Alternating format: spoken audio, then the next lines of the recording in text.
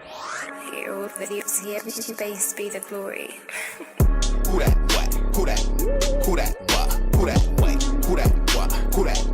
Who that what? Who that what? 28 what? Who that? Hold that what? Who that what? Free back what? Who that? Whoa, slim way. Welcome back to Who That 242. I'm your host Tim A, and we usually come to you live from the 194 studios, but our guest is not in this time zone, you know. Shout out to our live sponsor. I'm here with Willis, Mackey Jr. And this actually be 3 straight weeks I actually have a Grand Bahamian on the podcast. So we all say I ain't talking to the Nasuvians, you know.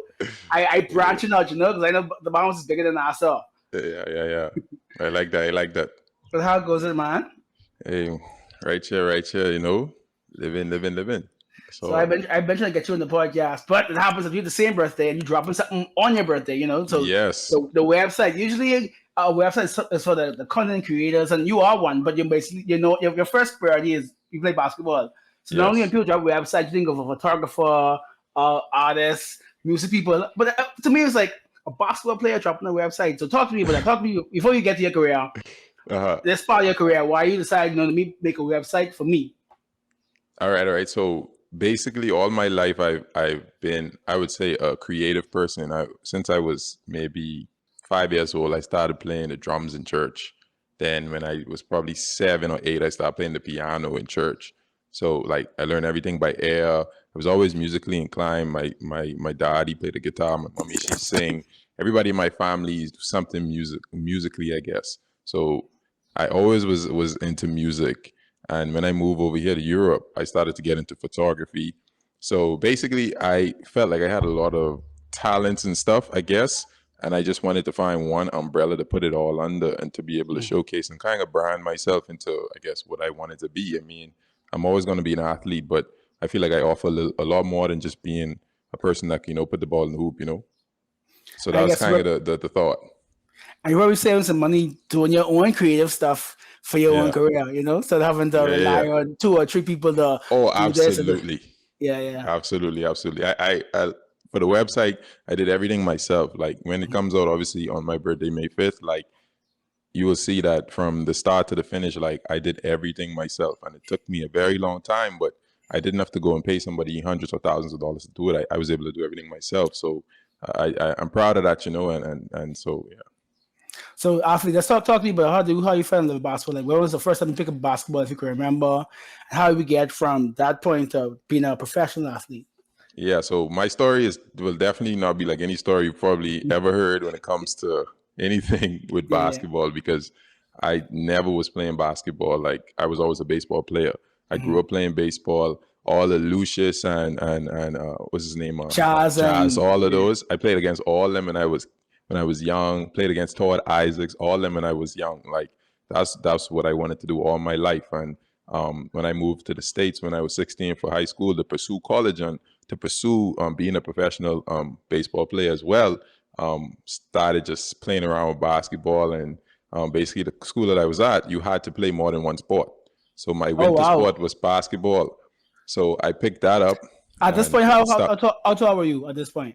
I was 6'4". When I moved to the States, I was 6'4", but I was like 170 pounds. Like I was tiny, you know, like it's like I put up a picture on my Instagram the other day, like from 2009, and people was just clowning me because it's like the transformation crazy, you know? Yeah. So basketball took a hold of you, and then what was the decision to say, okay, I love this, but I've been playing baseball longer. Was there ever like, I have more time with baseball, maybe I should still push towards that? Or did this whole just focus more on basketball? Like, what was the determining factor for you to give up on baseball and go to basketball? Well, when I got to college, I was actually going to school for 2 sports. I went to an NAI school, so I went to a pretty small school, but I was going to play baseball and basketball.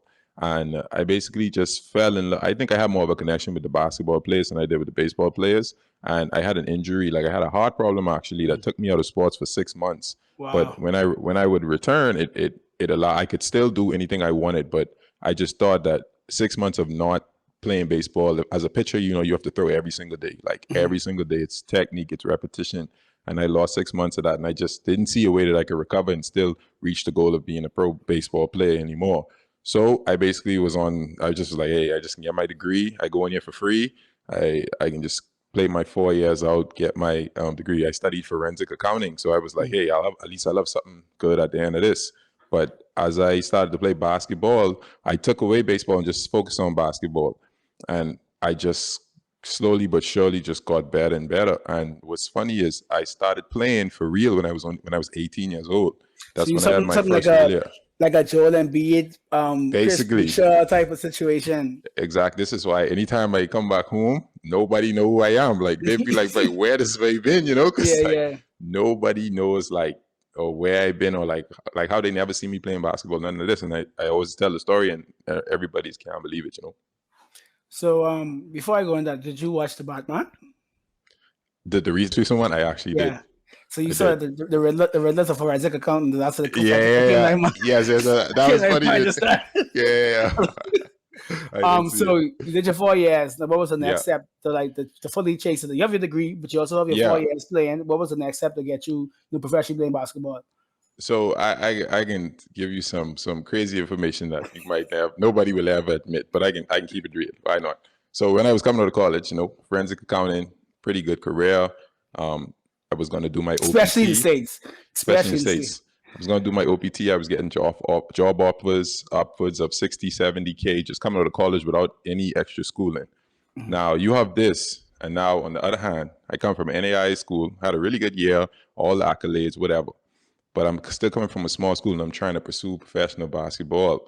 So as you can imagine, my options aren't many. So I actually had an agency, I would say. They reached out to me and I signed with them immediately because I basically liked what they were saying. And I had a lot of people who knew them and, you know, trusted them. So I went with them. And basically the contract that they were offering was like nothing, bro. Like less than $1,000 a month type thing. And they, of course, the team's going to give you food, all this, but you basically playing to just get your foot in the door. Just so people can say you was a professional player. Well, no, it's kind of so you could have a start into the professional world. You know what I'm saying? Because if you come from a small school, you can't expect to go to, let's say, the EuroLeague instantly. That's just not realistic. If you find somebody that do that, hey, fine. But for a lot of us, you have to progressively get up there. But the point is, imagine presenting something like this to your parents, right? You're saying, hey, I got 60, 70. Money, come on. Security, con. But no, I would do this. I would go to the other side of the world, shake up my whole life, and make nothing. And I chose nothing. And, you know, slowly but surely it's turning into something. And I will never, ever regret that decision. You know what I mean? How long have you been professional? How much years have you been professional right now? This is my third season right now. So I'm about to finish my third, yeah. And even looking back, do you have any smidge of like, just for like 2 seconds, like, maybe I should take the accounting job. Do you ever have those Oh, yeah, definitely. There's moments where, there's the thing. When you over here, there's no security. Somebody could take your job. Your coach could be messed up. Your club could be messed up. They could send you home in an instant. You know what I mean? With something like, you know, in your typical 9 to 5, like there's a sense of security in that. You know what I mean? Like that's the one thing that, you know, I don't have, I'll keep it real. And the thing about I also say, this could be over in a second for me. Let's say one catastrophic injury, I got to go home. You know what I mean? Yeah. So that's the part that, you know, you just have to think about. So before we go on, let me shut our sponsor. You can't really take advantage because, you know, you are decided alive, you know, but even best, if you want to get a new phone, like I have this crack up phone, but you want to, let's say you come home for like 6 months, right? I have a live when I home actually. Hey, okay, good man. Yeah. Let's just say you get one iPhone over there, right? But you have BTC, but you have BTC over there, right? You come home, you say, you know what? Let me carry my phone to live and they give you back cash back. You know, so we hold on. Talk to me. Yeah, bring your phone, man. So you have the other people, bring your phone, and if you get a cheaper plan from a life, bring your own device. Yeah, man. So you touch back the free board for the summer, you know, set them up. All right. Like that. So I asked you off air about the season. So the season ends in May. When does it really kick back up? So we don't really have much of a summer because, to be honest, we right back in August. You have about 2.5 months maximum of off-season training, off-season doing your little vacations, whatever you want to do, and you right back in August for preseason. But what's funny is the season don't start till October, but we here for like a month and a half before. training, Which getting ready. is crazy because when the NBA had the bubble and they only had really 2.5 months off, the NBA players were like, "Oh, we can't do this. You telling me that this EuroLeague normal?" Yeah. But in fairness, they play 81 games. 82 or 81? 82. 82, yeah. So I know, but I'd be buying 2 for 2.5 for 82. So what's the usual EuroLeague season? So we'll typically, so I'm in a domestic league, so I'm just in France. Yeah. So we'll typically play about 30 something in the regular season. Playoffs, if you go far, you end up playing about 55 games. So it's not too bad. It's be a lot of games, trust me. It's be a lot.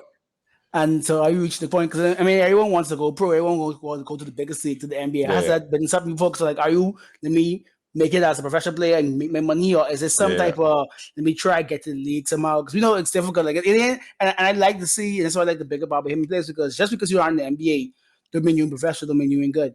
Absolutely. There's a lot of good players in this world, in this sport, and it don't have to be in the NBA to be great, to be legendary. But is that something you still like trying to focus on right now, or are you trying to just make sure secure your future? So what's funny is when I was literally in the 4th division of Spain. It was just the lowest level. When I first came out of college, like I said, making nothing. And I was playing so well that I had two G League teams, Clippers and the Raptors, hit up my agents.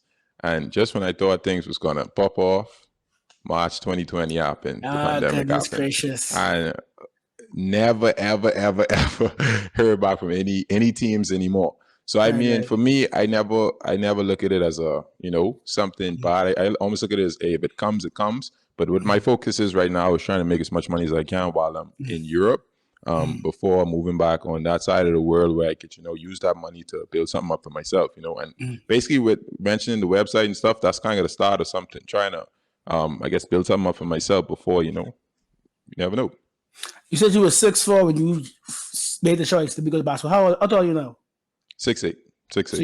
So I know over there they like to play 6'8" guys against 7-footers. So talk to me about that experience of trying to play against bigger guys. And they always say how in EuroLeague it's much more physical. You have the FIBA rules. I'm just talking about that type of, because it's always interesting to watch. You watch the Olympics, you have these players who have to adjust to the physicality and one thing they like to say, but your players are much more fundamental, whereas they'll be more athletic on this side of the world. Over there, they're just strictly fundamental. Talk to me about that adjustment, probably having to go from college to the EuroLeague. Oh, yeah. It's funny because that college game is like the total opposite when you come to Europe. Like you mentioned, the biggest difference, which in college is the same, is in the NBA, they have the 3-second rule. And in Europe, we don't. So and you also can knock the ball. You give goaltender, or you can knock the ball off the rim. You can knock the ball off the rim. Yeah. There's a few things you can do, and the court is smaller, so defenses pack the paint. You ain't driving without feeling 3 bodies. I can't tell you the last time I was able to just drive to the rim and just lay it up. Because in the NBA, if you could get past your player, you have a good chance of getting a crazy dunk or something. No, you're gonna meet a 7-footer, 6'10", strong, but he was just waiting there, for his opportunity. So, because that's what they do. That's why a lot of players could be less athletic. They don't have to be so agile because you can just put them in the paint and they can just stay there. But in the NBA, you notice the strong 5-man that go in away slowly but surely. You got your Steven Adams and them. They still there, but we just saw game 2. He played 3 minutes. Exactly, he played 3 minutes. So because why? Because he can't defend the pick and rolls like they want. Because he have to stay back, and if he could do that, he basically non-existent. And another question: how big is the pick and roll over in Europe? Oh, that's in my team especially. We play at least. I don't even know. I always running up to get screens, and trust me, they let me running around the place all over the place. But I mean, luckily, I always usually get open with a pop or a roll or whatever. So, but plenty, because that's kind of the only way you could get an advantage over here. Like you gotta kind of get the 5-man to get out of the paint, or you gotta try to get somebody to move because they will stay there. Like if you ain't moving like the defense around, you will not score, literally. And do you think there's what's your bread and butter? Like not either the one the one player move like you like you use often and get you a shot. Like, what is your thing? Is it like pick and pop? Is it like a dive? Is it a spot up? What fast break? What is your most comfortable shot? Like that if you get this, this going in. Probably pick and pop. Because whenever I pick and pop, I have the option to shoot or I can drive. And for me, being 6'8", and I play the 4, so most guys who play the 4 against me are not usually as fast as me or as quick as me. So like, usually I always get a step.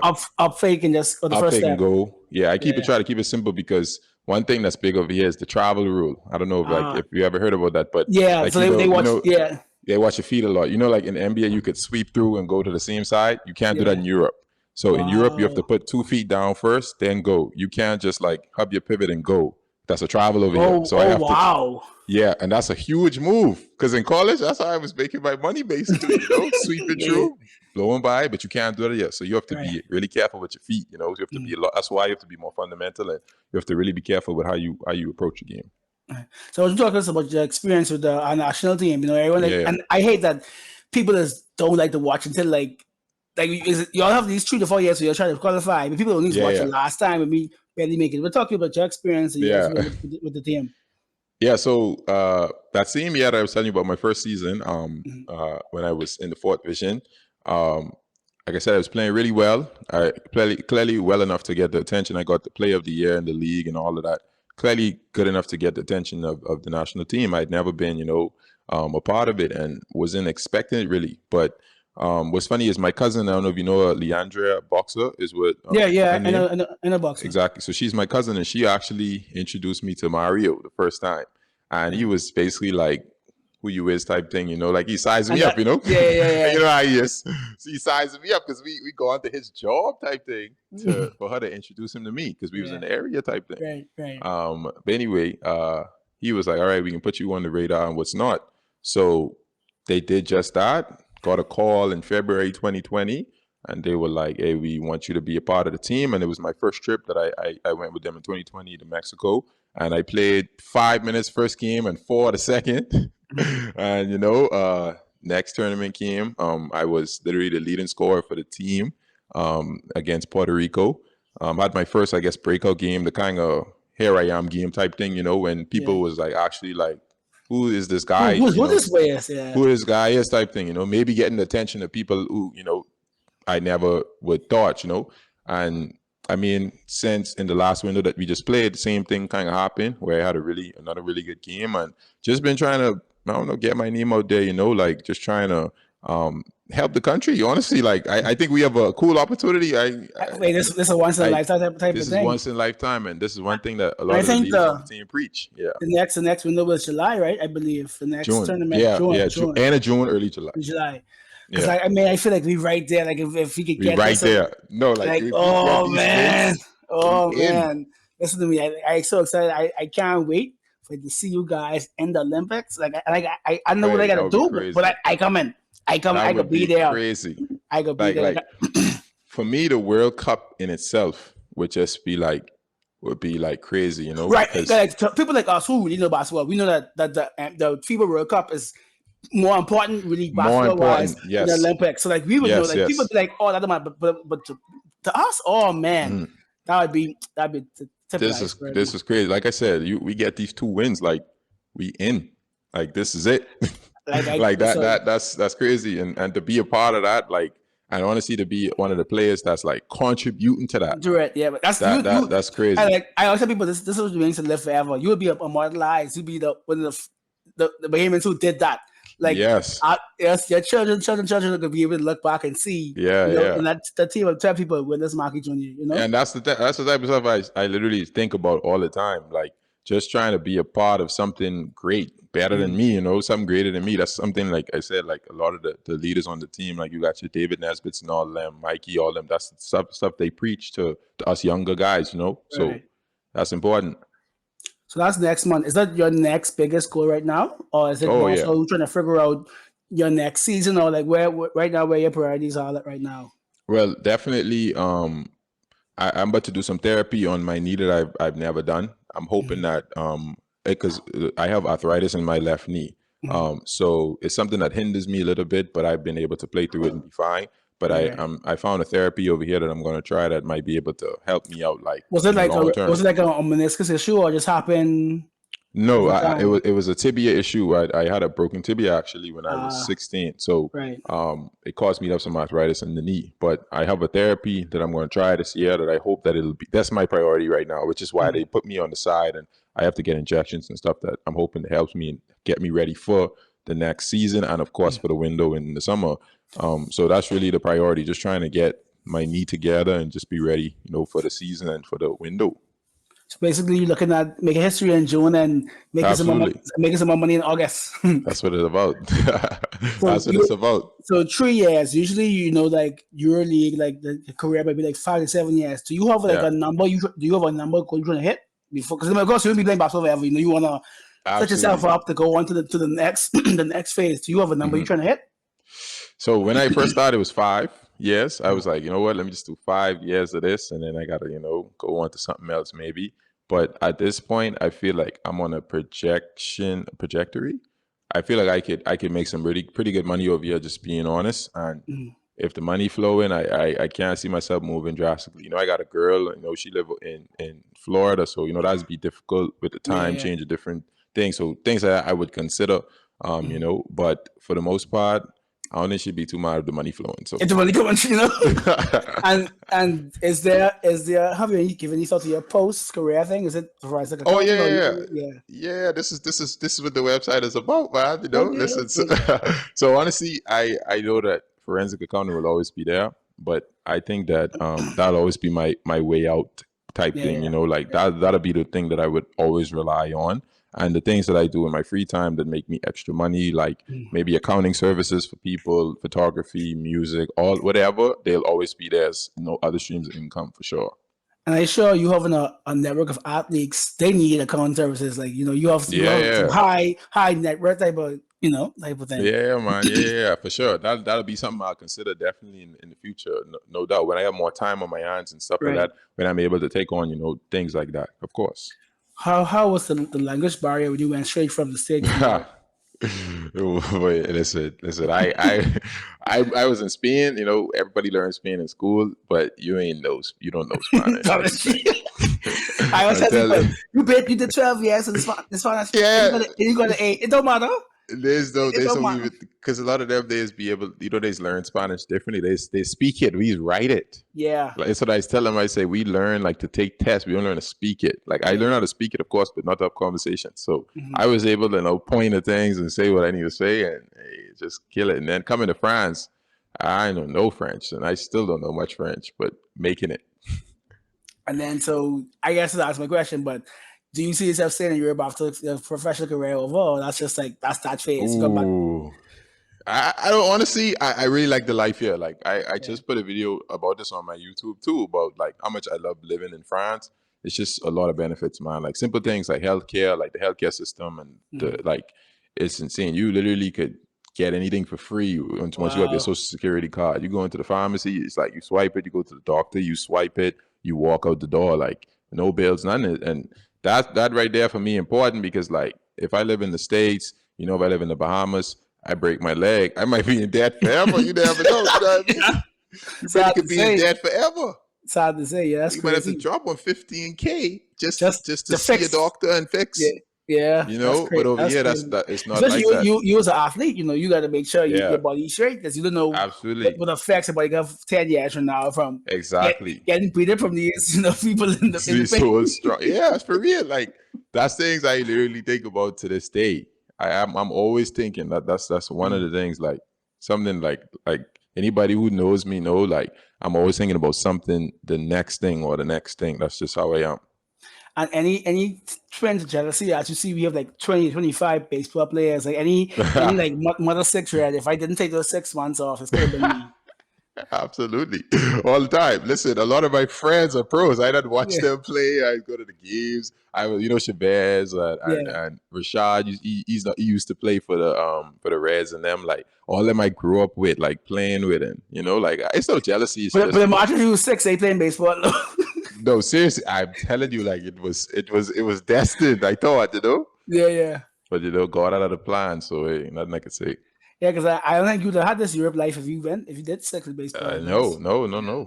Never Yeah. know. And hey, you could get lost in that farm system now. Yeah, that's a That's serious another thing. thing. So yeah. So and lastly, if the because Raptors under five is pretty good. Then like Nick Nurse, though, they're known for developing players. Who that? Which that's the Raptors under five. The team you said that called you the Raptors, the G Oh League yeah, Raptors team. sorry, yeah. And Nick Nurse, they're known to like really develop players. If that is that something you still like hope to do? Like even though you are more established, like would you still like jump at a chance to go to a G League team, or you feel Yeah. I would jump at the chance just because it's one step closer to possibly being in the NBA and the best league in the world. Like who wouldn't do that? You know what I mean? Right. Like play. That's probably the most asked question like I ever get. Like, oh, you want to play in the NBA? I'd be like, duh. Like who don't want to play in the NBA? Like who wouldn't take the chance to play in the NBA? You know? So I was like, if I got the opportunity to play in Summer League, if I got the opportunity to play in G League, I would take all those opportunities because you might just be able to shake the right hand and it could change your life. You know, you might not. You could be trash on the court, but you might be a nice person, and somebody might say, "Hey, I want to hire you." You never know. Yeah. You're around big ballers now, you know, so you never know. I like how they have been investing in it slowly but surely. Like last year, you had the G League All-Star game, you had G League dunkers in the contest. I like that they're starting to like merge. And I think the effects of that are showing because now the league is just getting younger and more athletic, and the young guys are literally taking over the league. Even the two ways. I'm a Miami Heat fan. The Miami Heat has 6 undrafted players. And two-way players who are playing. So it shows you that these new rule changes that like kind of expand the G League is getting guys and instead of relying on the older guys who really can't do much, give someone else a chance. Yeah. For sure. That's important, man. Like I said, like I think I think it's cool to see people that look like you almost like the same age. You'll see next to these birthdays, you'll see 96, like that's my year. And you saying like these guys in the league, like they 25 years old and major like role players on like Gabe Vincent and Mark Strus. They started for the Heat. They 25. Exactly. That's crazy. Yeah. Like that's crazy, man. That's inspiration though, like that's inspiration to just keep getting better and seeing what could really happen. You really don't know. Because if I could tell you I'd be sitting on a couch in France, in 3 years when I was graduating college in 2019, I'd say definitely no. I didn't know that I would be here, but I just, work towards it and you just gotta see what happens.